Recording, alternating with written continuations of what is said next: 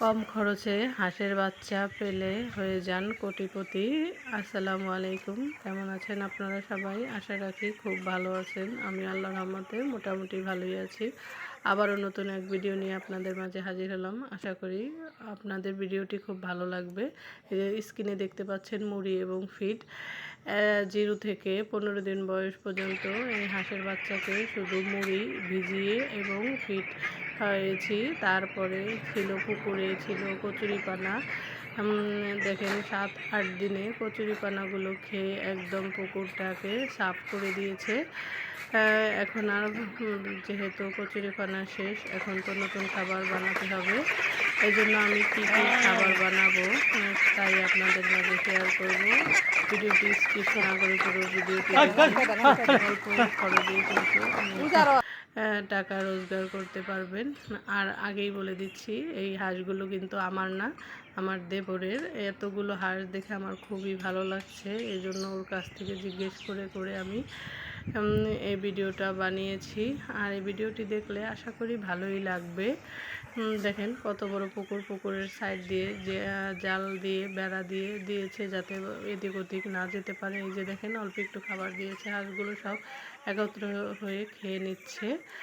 আর হাঁস যে এত দ্রুত বড় হয়ে যায় আর এত কম খরচে যে এত টাকা ইনকাম করা যায়, তাই ওকে দেখে বুঝলাম যে হাঁসগুলোকে আমি যেহেতু 20 থেকে 25 দিন হয়ে গেছে, এখন তো শক্ত খাবার দিতে হবে, শুধু ফিড আর মুড়িতে তো হবে না।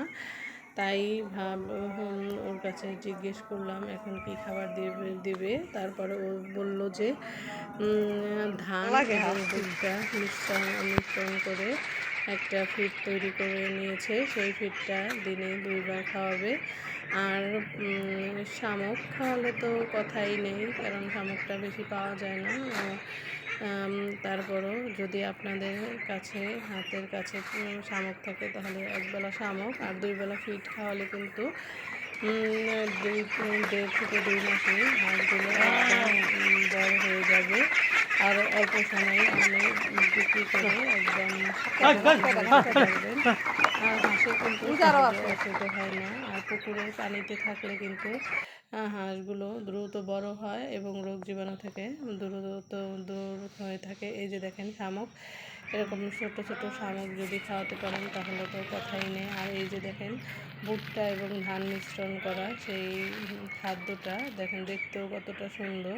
এটা খেলে কিন্তু হাঁস দ্রুত বড় হয়ে যাবে। আপনারা এভাবেই কিন্তু হাঁস পেলে একদম অনেক অল্প সময় বড় হয়ে যেতে পারেন। আর দেখেন হাঁসগুলো দেখতে কতটা কিউট। হাঁসগুলো ছোট্ট একটা ঘরের মধ্যে বন্দি করে রেখেছে। ভালো থাকবেন সবাই, আল্লাহ হাফেজ।